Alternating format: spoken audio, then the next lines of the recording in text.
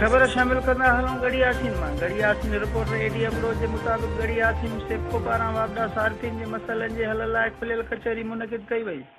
हाल अमलदारन की शिरकत शहरन जूं लोड शेडिंग ऐं नाजायज़ डिटेक्शन ते दाऊं। सेप्को पारां टाउन कमेटी गड़ी आसीन में खुलियल कचहरी रखी वई, जंहिंमें वापदा के अमलदारन इंजीनियर इल्ताफ हुसैन खैरी, रेवेन्यू ऑफिसर करामत अली, एसडीओ अब्दुल्ला खोसो शिरकत कई। शहरियुनि पारां वाधू बिलिंग डिटेक्शन ऐं गैर ऐलानियल लोड शेडिंग मुतालिक़ अमलदारनि साम्हूं धायूं।